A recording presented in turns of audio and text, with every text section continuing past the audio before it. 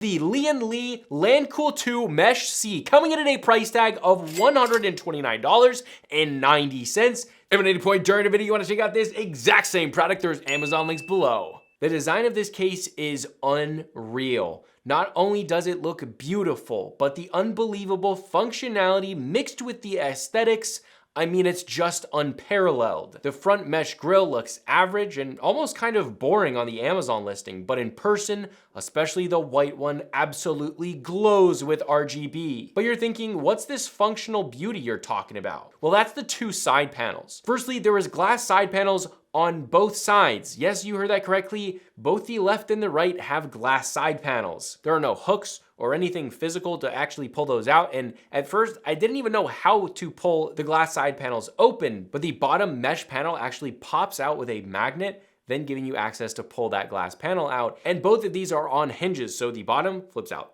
well, down, and then the glass flips out on hinges, opening this, making it basically immediate to make any corrections to maybe part of the build that you messed up, or to make upgrades. Maybe you want to swap out RAM, well, just pull the case open and you're ready to go. It's so freaking nice. Now, once the left side is open, the majority of the bottom half of the case here is actually open to see the PSU as well as drive bays. Here you'll find your drive bays, which are so awesome. I could go on and on about how amazing the design elements of this case are, but let's get into more of the actual features of this case. Firstly, color options. You can either get this in black or white. The white looks insane, guys. The white is definitely the way to go if you're into a white build, but the black's great as well. Now, for the included fans and RGBs, you get 3 included 120mm ARGB fans in the front, which I will say, all 3 of those fans are on a removable bracket that has this elegant design, allowing you to literally unscrew 2 thumb screws to get all of those fans out at the same time, making it super easy to change out the fans,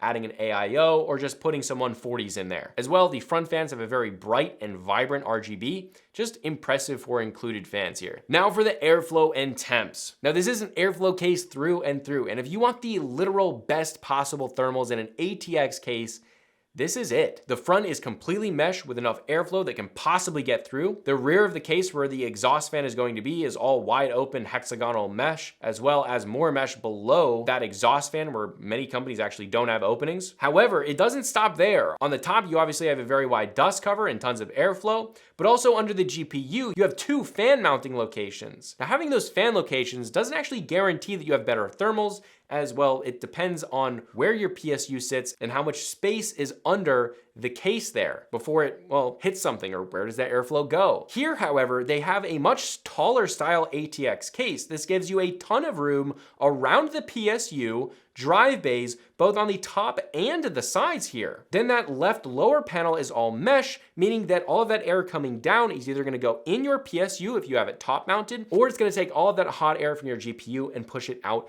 the side of the case. So good engineering here. It's just so awesome. Now, one of the trade-offs here is that if you have a ton of fans like I do, it is going to be louder if you're running those fans at higher RPMs. Now, with the 11 fans that I have installed, not including like the GPU and everything else, which obviously is going to make it quite a bit louder, its standby is at about 46.9 decibels, and at full speed will go up to about 49.5 decibels, which is honestly not that huge of an increase as these fans spin kind of fast just in their slowest setting without really going in and just, well, customizing everything. This had a 4090 in it and it was just no problem. We were never thermal throttling. Everything was just great and ice chilly. And I mean, come on, it just looks absolutely insanely good. Now for the cable management and ease of build, this is the best cable management.